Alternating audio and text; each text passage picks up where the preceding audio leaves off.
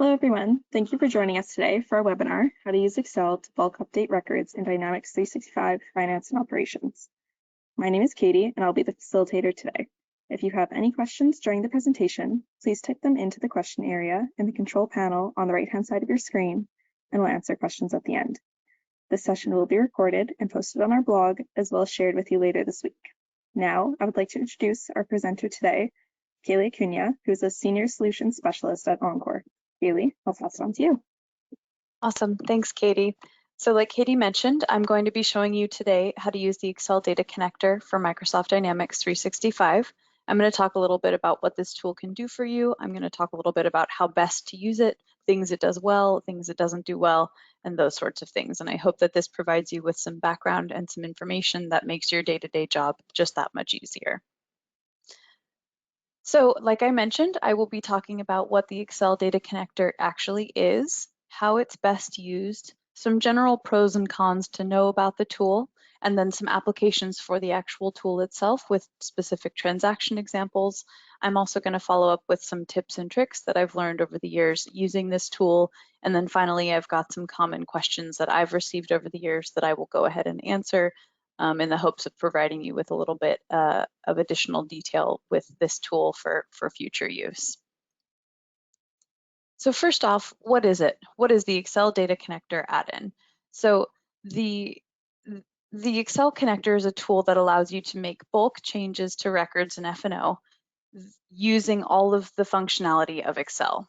So if you see in this slide, there's a screenshot that I've provided of a specific transaction example. I'll go into additional transaction examples later in this presentation, but for the purposes of this overview, I wanted to show an example of a header as well as lines given in one specific example. So it is designed to simplify the process of updating transactions with numerous lines by providing a live link from a record entity in F&O directly into an Excel workbook. So the key point to this is that there's a live link. So it allows you to use all the functionality of Excel while not requiring you to manually update records in F&O.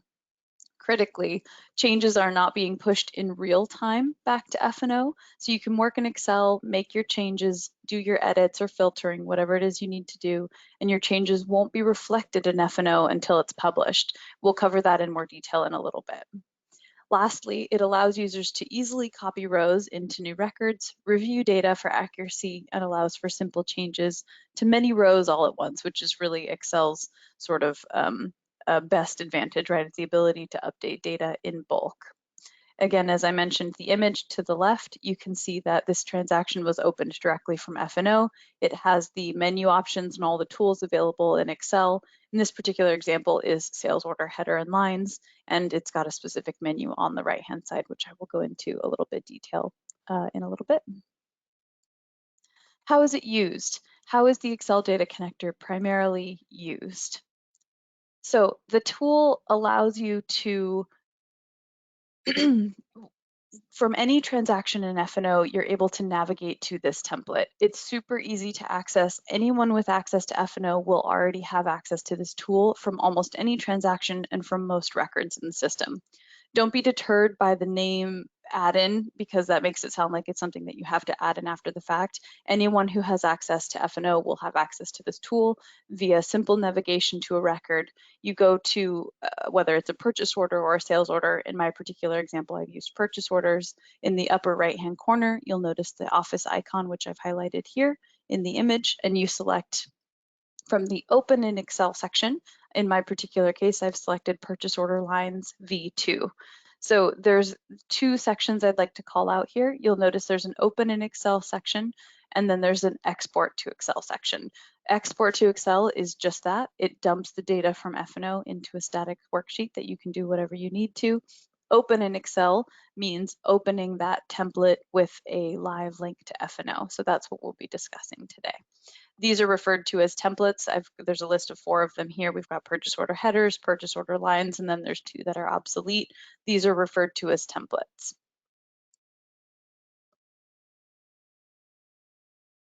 Okay, so once you've selected your template from whatever transaction you're in F&O, it will open up a file that will download. You select it, and there will be a yellow bar at the top that says Enable Editing. Go ahead and click that. and it will pull up a spreadsheet. Once that spreadsheet gets pulled up, you'll notice that it should match exactly with what is in F&O. And I tried to show this with the 2 screenshots I've got on this slide. You can see on the right, I have my F&O purchase order, PO 20 with 3 lines on it. And then I've opened that same purchase order in our Excel template, and it has those 3 lines listed with the exact SKU, line number, and so on. So from here, you can see that the data matches perfectly, and you now have a live link between this transaction in Excel and the purchase order, the matching purchase order in F&O. So once you've got your spreadsheet pulled up, the biggest advantage to the tool is that it uses Excel's basic standard functionality. So making changes that allow you to leverage that are by far going to be the most efficient changes. Not every change will require you to open it in Excel, but if you have a purchase order, let's say, or a sales order that has more than 50 lines and you need to apply changes to several of them at one time, this tool is really going to be the best tool for you.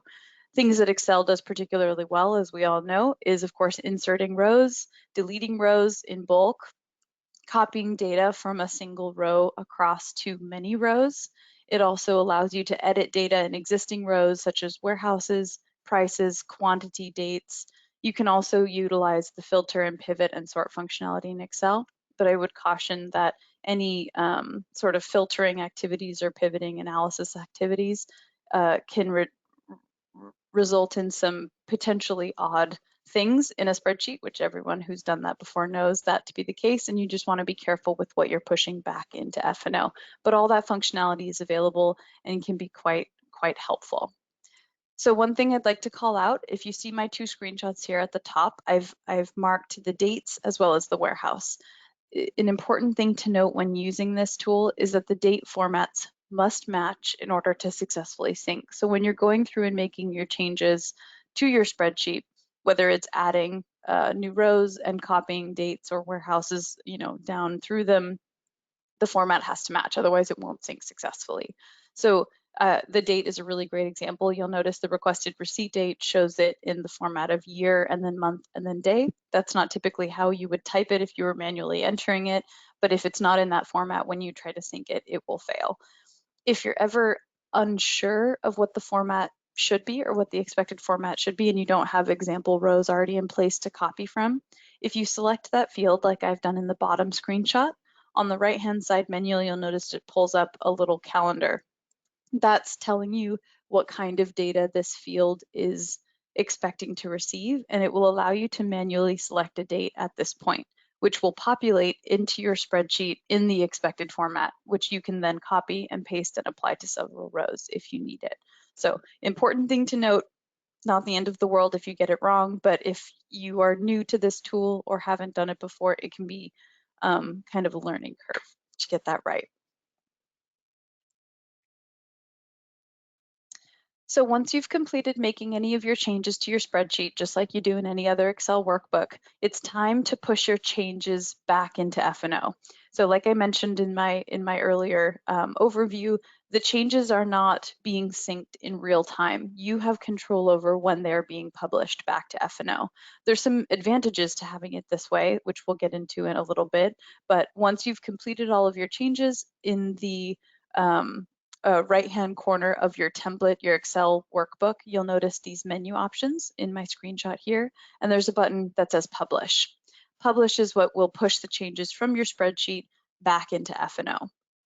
Important things to note about this functionality are that if you have any errors, like the format example that I described in the previous slide, or other bad data that you have in your spreadsheet, they will error out and they will fail to sync. And you can see that indicated in this spreadsheet here with the red, or sort of pink red row. When there's a row that has a bad data or has failed to sync, it will be highlighted in red so that you can review it. It's important to note that any data points that do not have any errors, if you've made changes to them, will successfully sync at this point. So if you've got 3 lines, like I do in my example, and I made changes to the first 2 that didn't have any issues, but the third one did, if I go back into F&O and I refresh my transaction after publishing, I will see the changes reflected in the first 2 rows, but not in the third row. At this point, you'll need to correct any errors that are the case so that you can push all of your changes. To get additional error detail, you'll see I've highlighted the detail message bar that pops up. You can click Open Message Center, and it will tell you specifically which field it's angry about and what you can do to remedy it, whether it's a bad date format or, in my example, I picked an invalid combination of site and warehouse, and so the system didn't know, it wasn't able to update that actually in F&O, so I need to correct that. And then once you've corrected that, you can click Publish again, and it will push any previously errored rows back into F&O, or it will attempt to. Of course, it will error again if you haven't corrected them.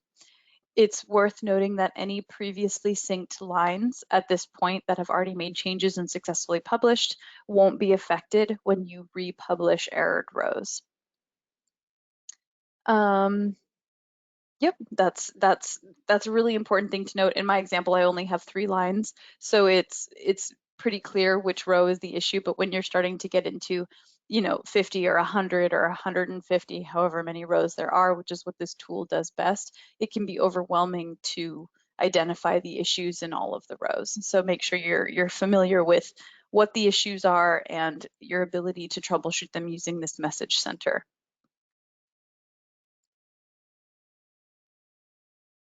All right, so there's other tools available in the template. So publishing your changes is of course the most frequently used one because that's what you're primarily using the tool for. There is a new button that is listed in the menu within the template. So the new button will allow you to create a new row within your spreadsheet.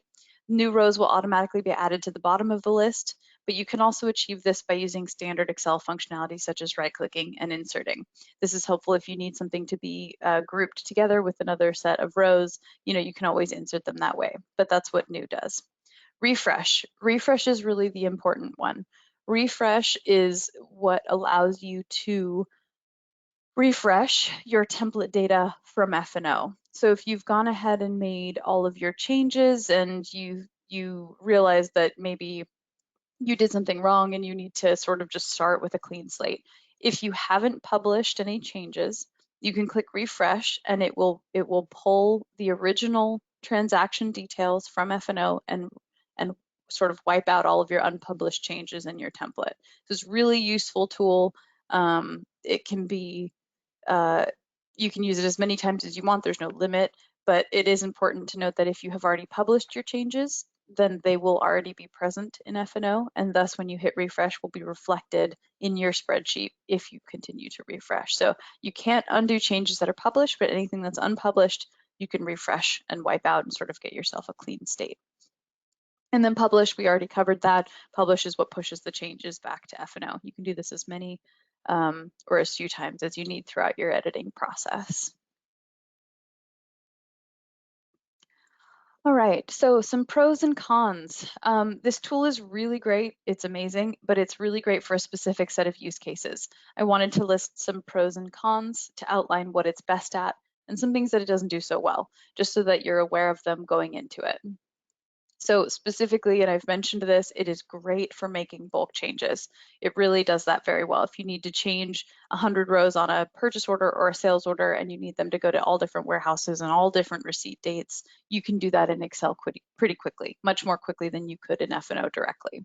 It facilitates all of that wonderful Excel functionality where you can copy and paste, you can drag and drop, you can sort, you can filter, all that good stuff. And it specifically allows you to copy large data sets into new transactions. So if you create a new transaction and you need there to be exactly the same lines from a previous transaction, you can just copy them and paste them in Excel and make whatever changes, whether it be pricing or maybe you need to update the date or something like that. It really works great for that. Things it doesn't do so well is create new records. I would always recommend that when you're creating new records, you create them in F&O first. I wouldn't create a new record using the Excel template. The template requires you to sort of have a baseline for what the system is expecting to receive as data, and new records are going to be particularly tricky. It can be kind of fussy. As anyone who's ever used any sort of integrated two-document process or two-system integration process, there's always some fussy bits about it, whether something pushes back to F&O or doesn't, or vice versa. can be a little bit difficult. Requires attention to detail. It's definitely easy to push changes that you don't want to push if you're just sort of willy-nilly making changes and you just click publish. And then, as I mentioned before, you cannot undo once published. So if someone just copies and pastes, a warehouse in a bunch of rows and hits publish, it's going to update the transaction in F&O. And you can't just undo that. You can, however, change all those rows again and publish them again, but there's no undoing it at that point. All right. In the images that have come, I will provide some specific transaction examples that will hopefully provide some real world context for this tool.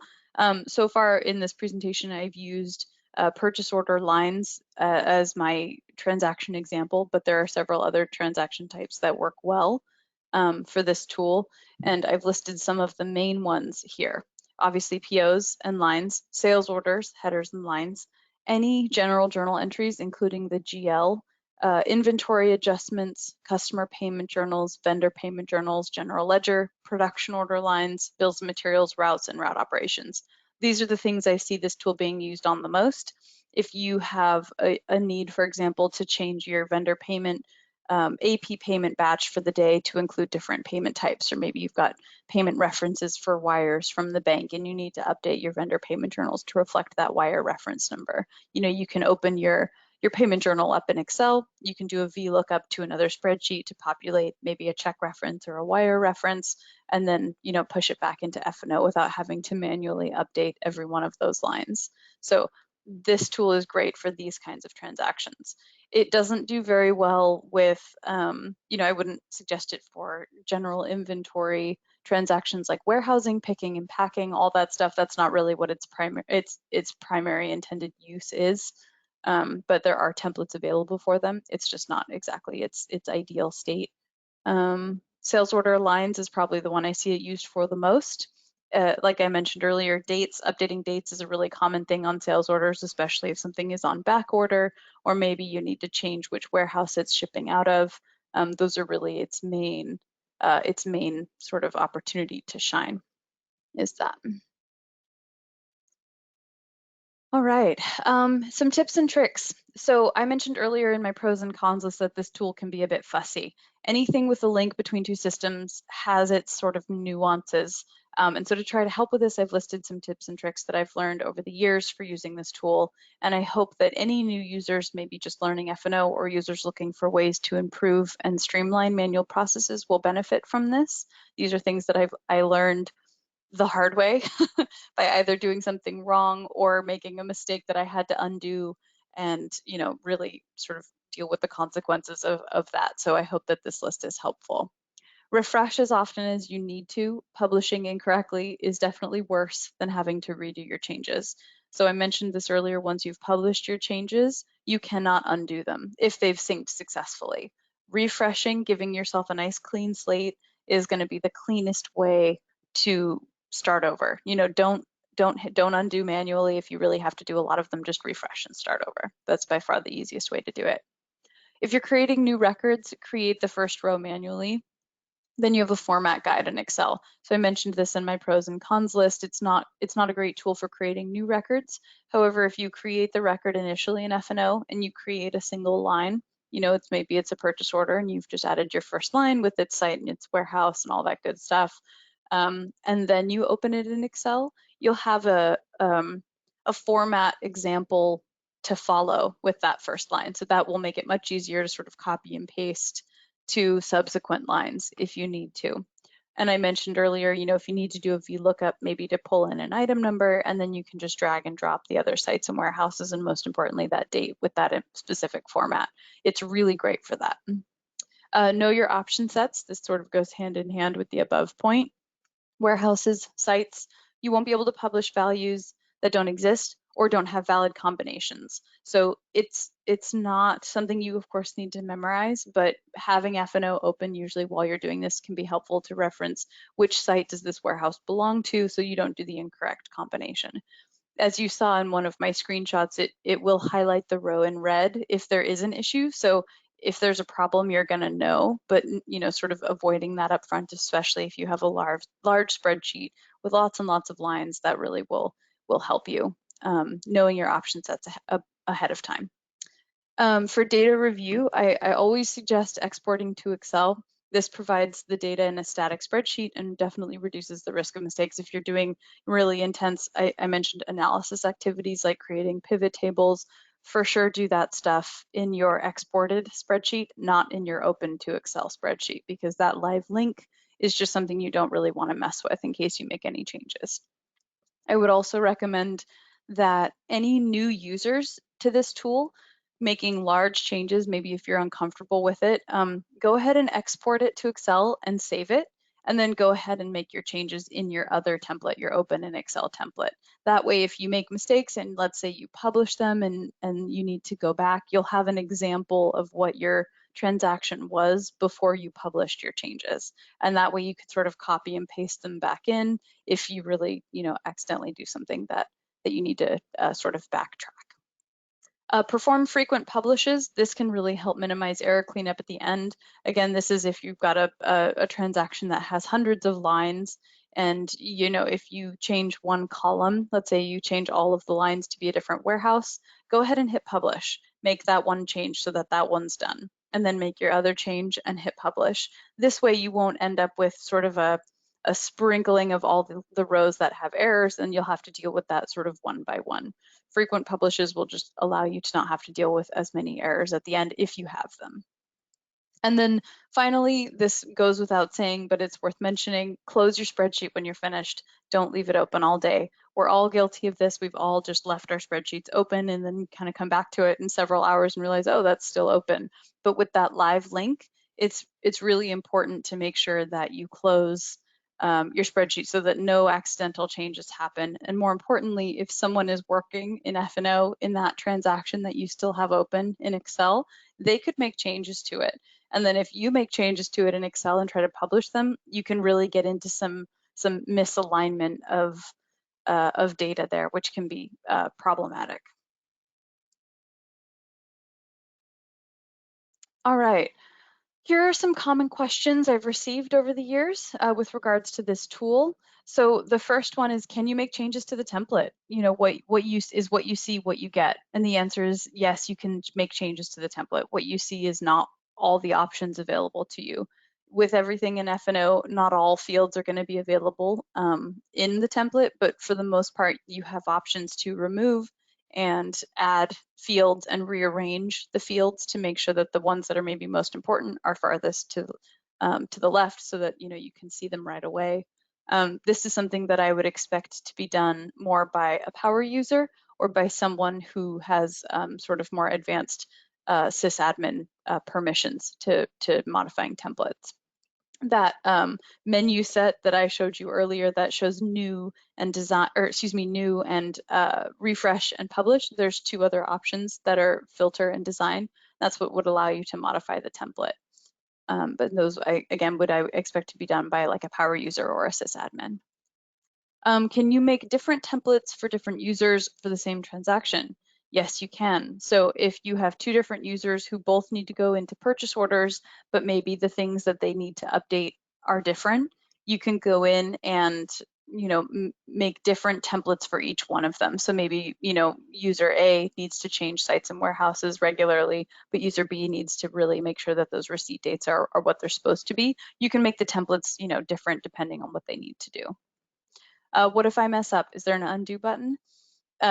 Sort of. We talked about any unpublished changes can be wiped out or cleaned up by hitting the refresh button. Anything that's been published is going to be in F&O. Anything that's successfully published to F&O is not something that you can undo. And then lastly, is there any prerequisite, download, or license to use this tool? I mentioned earlier not to be deterred by the add-in portion of this name. It is an add-in, but anyone who has access to F&O will have access to it. And so the prerequisite, there is a prerequisite, but if you've got F&O, you've got the prerequisite. There's an add-in that's required. It's free to use. I've included the details in this slide just in case you need it. It's free to install from Microsoft AppSource, and it's if you already have F&O, you already have this, but just in case you don't, this is the only requirement you need to use the tool. And I've never not seen anyone have access to it who also has F&O. So yeah, that is my overview, my quick overview of the Excel Data Connector add-in. It's a super helpful tool. It has tremendous capabilities if you're comfortable in Excel. And I would definitely recommend anyone who's feeling frustrated by doing manual processes or manual work to look into using this and take advantage of its capabilities. Great, thanks, Kaylee. Yeah. If anyone does have any questions, please enter them into the question area in the control panel. In the meantime, I will be adding the link to our events page in the chat if you'd like to register for upcoming webinar sessions. I will also add a link where you can set your email preferences and opt into our monthly and quarterly emails so that you can stay in the know about upcoming events and see our latest blog posts.